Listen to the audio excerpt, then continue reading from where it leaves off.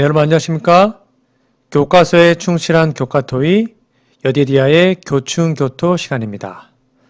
오늘은 제4과 어려운 길이란 제목으로 함께 말씀 연구하도록 하겠습니다. 여러분 교과서에 보시면 연구 범위가 나옵니다. 이사야 7장 14절에서 25절 말씀, 이사야 8장 1절에서 22절에 있는 말씀입니다. 성경책을 꼭 펴시고 함께 읽으시면서 공부하시기를 추천드립니다. 기억절, 이제 야곱의 집에 대하여 얼굴을 가리시는 여호와를 나는 기다리며 그를 바라보리라. 이사야 8장 17절 말씀입니다. 우리 기억절 노래 들으시고 이어서 말씀 연구 진행하도록 하겠습니다.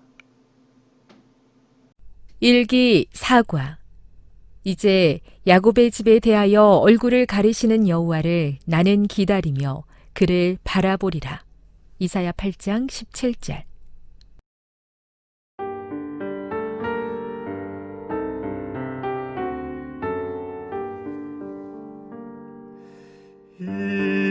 이제 야곱의 집에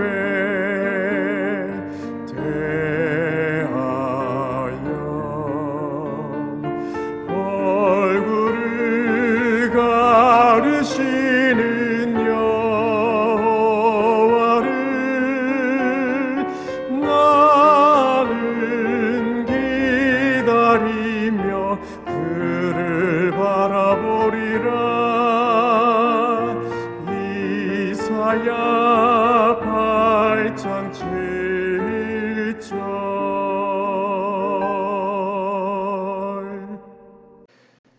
네, 1월 17일 일요일입니다. 제목은 예언이 성취됨. 교과서에 보시면 질문이 2개 나옵니다. 첫 번째 질문을 보시면 이사야는 왜 엉긴 젖과 꿀에 대해 언급했을까? 이사야 7장 15절을 읽어보시고 답을 좀 적어보시기 바랍니다.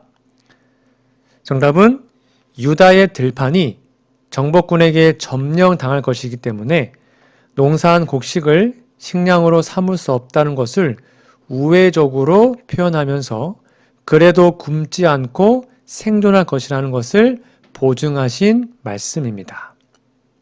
자, 밑에 보시면 질문이 하나 더 나옵니다. 수리아와 북방 이스라엘에 관한 예언은 언제 성취되었습니까?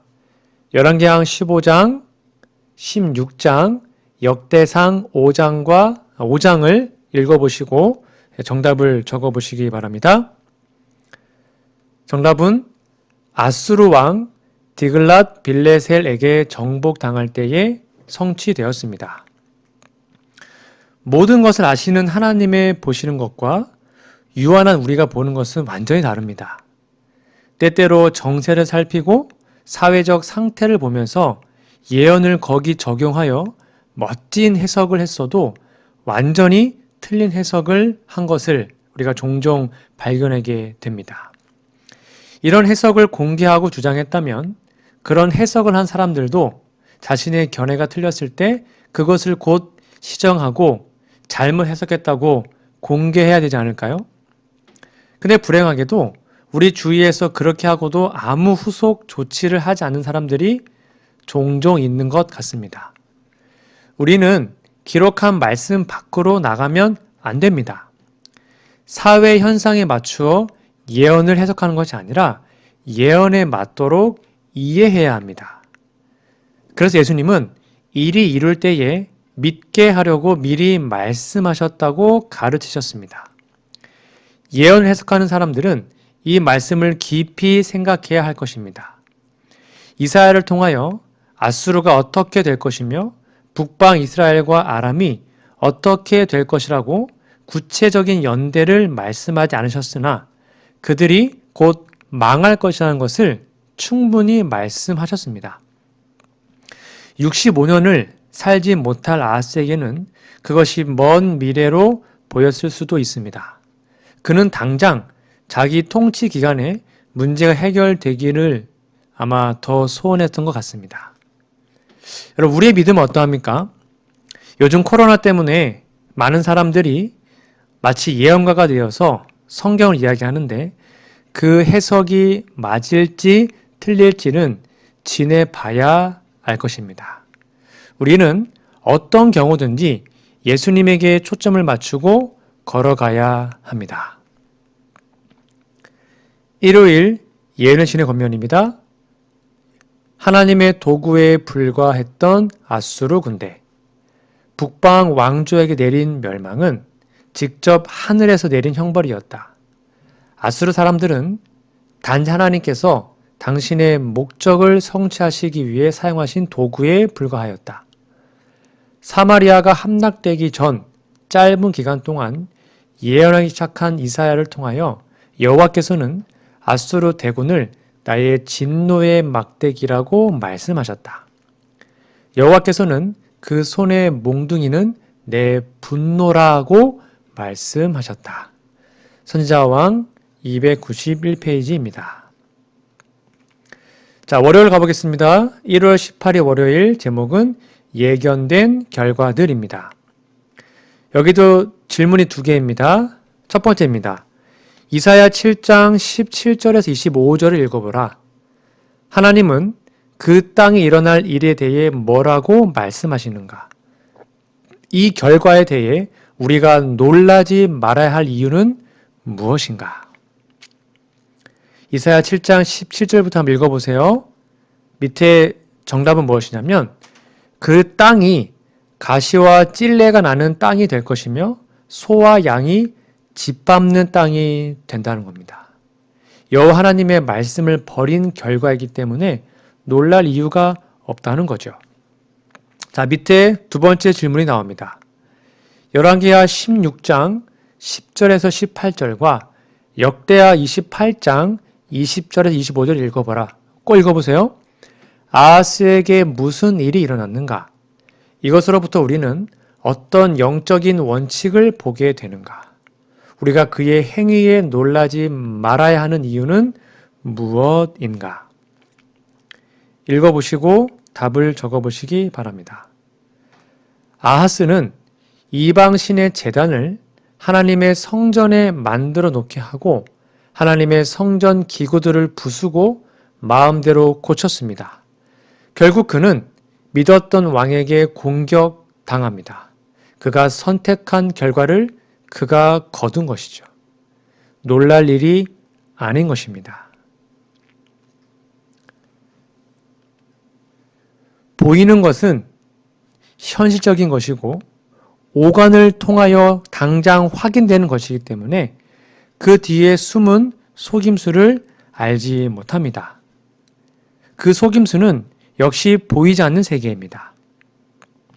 속이는 자들은 보이는 것으로 보이지 않는 것에 이익을 취하는 자들입니다. 이렇게 구체화하고 보면 세상에 있는 보이는 것들도 그 이면에는 보이지 않는 것이 있다는 것을 알 수 있습니다. 세상은 보이는 것으로 보이지 않게 속입니다. 그러나 하나님은 보이지 않는 영원한 것을 보이는 잠깐인 것을 이기도록 믿음을 주시죠. 우리는 예수님께서 이루신 역사적인 사건, 역사에 실제로 있었던 사건인 십자가와 부활에 의하여 영원한 생명을 약속하시고 소망으로 살도록 하셨습니다. 그래서 우리는 믿음뿐만 아니라 소망으로 구원을 받습니다. 하나님이 약속하신 보이지 않는 것이 소망이라면 우리는 믿음으로 인내해야 합니다. 아하스는 선지자를 통해서 하나님의 말씀을 확실하게 전달받았으나 보이는 것에 모든 것을 걸었다가 보이는 것과 보이지 않는 것을 다 잃어버렸습니다. 여러분, 우리의 믿음은 어떠합니까? 보이지 않지만 하나님의 말씀이라면 거기에 우리의 모든 것을 거는 우리 모두가 되었으면 좋겠습니다. 월요일 예언의 신의 권면입니다. 괴로움으로 바뀐 구원. 요청한 도움이 이르러 아하스는 일시적 구원을 받았으나 유다는 얼마나 비싼 값을 치렀던가. 바친 조공은 아수르인의 탐심을 일깨웠고 그 믿을 수 없는 민족은 곧 유다에 편만하여 약탈하려고 위협하였다. 아하스와 그의 불운한 신하들은 이제 잔인한 아수르 사람의 수중에 완전히 떨어질 것에 대한 두려움으로 괴로움을 당하였다. 선지자와 왕 329페이지입니다. 화요일입니다. 1월 19일 화요일, 제목은 이름에 담긴 의미입니다. 질문이 또 두 개입니다. 첫 번째, 그 이름 마헬살랄 하스바스, 어렵네요. 그 이름이 담긴 기별은 분명히 신속한 정복을 의미하는데 누가 누구를 정복한다는 뜻일까? 이사야 8장 4절을 읽어보시고 답을 적어보시기 바랍니다. 정답은 아수르가 이스라엘과 아람을 정복할 것을 말하고 있고요. 거기에는 유다의 피해도 포함되어 있습니다. 자, 그러면 밑에 질문해 보시면 이사야는 왜 자기 아이의 이름이 합법적으로 등재된 사실과 아내와의 부부 관계에 대해 언급하는가? 자, 이사야 8장 1절에서 3절 읽어보시기 바랍니다. 정답은 예언이 신속히 이루어질 것을 현실적인 것으로 확증하는 것입니다. 아하스와 유대 국민들의 답답한 상태를 안타깝게 여겼던 여호와 하나님께서는 이사야 선지자를 통해서 그의 가족 상황을 통해 기별을 전하십니다.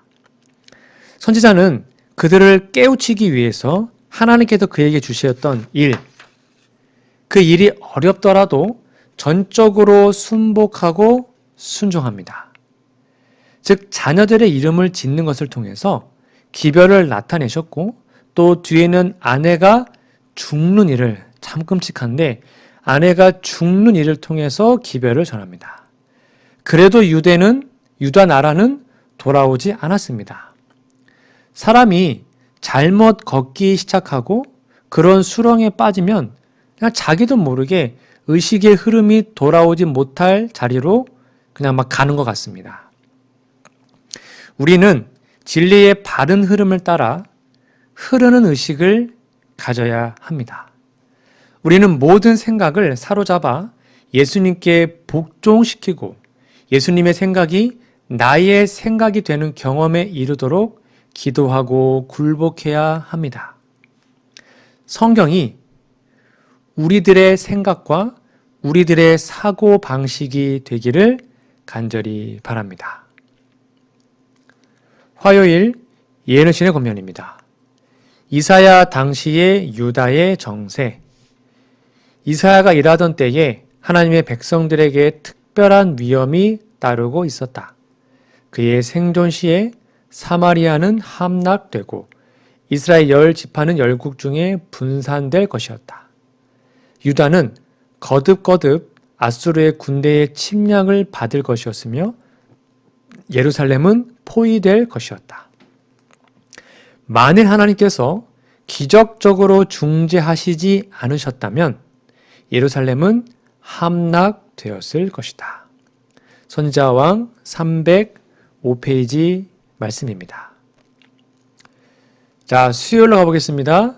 1월 20일 수요일, 제목은 하나님을 두려워한다면. 여기도 질문이 두 가지입니다. 하나님을 사랑하는 명령에 비추어 볼 때 그분을 두려워하라 라는 이 개념은 어떻게 이해되어야 하는가? 마태복음 22장 37절 읽어보고 한번 답을 적어보시기 바랍니다. 정답은 성경의 하나님 여호와를 여호와로 인정하고 믿고 굴복, 순종하는 것입니다. 자, 밑에 보시면 질문이 또 나옵니다. 하나님을 두려워하라는 말씀은 다음의 성경절과 모순되지 않는가? 요한일서 4장 18절 말씀과 한번 좀 비교해서 살펴보시기 바랍니다. 정답은 하나님을 두려워하는 것은 경외를 뜻하는 말입니다. 경외는 공경할 경자와 두려워할 외자의 합성어입니다. 그래서 공경하는 마음으로 두려워하라 라는 뜻을 가지고 있죠. 이것은 절대로 공포심이 아닙니다. 그러니까 공포와 경외는 전혀 다릅니다. 두렵다는 말이 같이 붙어 있지만 그것은 무서워서 벌벌벌벌 떠는 두려움이 아니라 너무 공경하기 때문에 예의를 갖추고 그 앞에서 몸가짐을 단정하게 하고 말을 함부로 천한 말을 쓰지 않고 존경하는 마음과 태도를 나타내는 것을 뜻하죠. 우리가 존경하는 사람 앞에 설 때 몸가짐과 이 언어가 좀 이렇게 단정하게 하지 않습니까? 그리고 그분의 위상을 확실하게 인정하고 존경하게 되죠.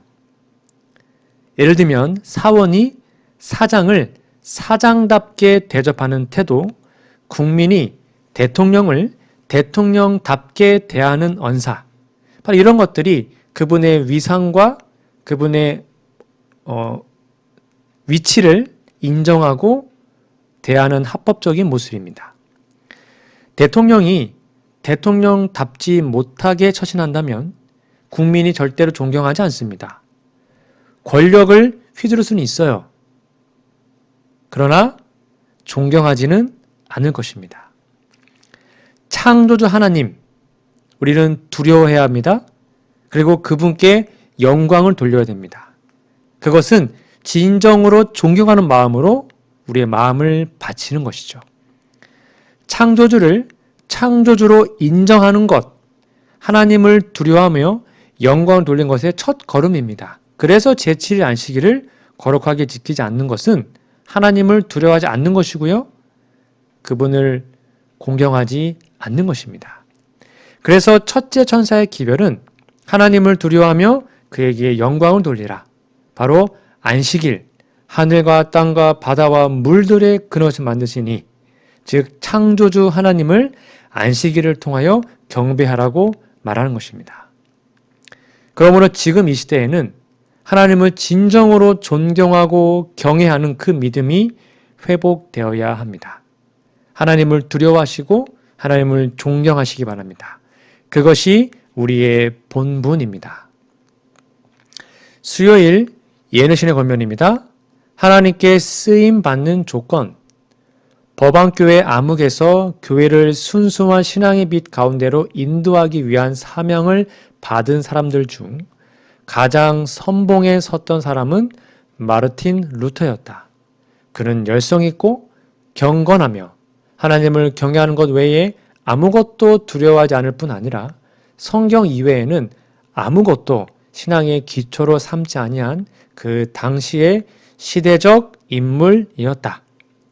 각시대 대쟁투 120페이지입니다. 하나님을 경외하는 것이 하나님께 쓰임받는 조건임을 여러분 꼭 기억하시기 바랍니다. 목요일입니다.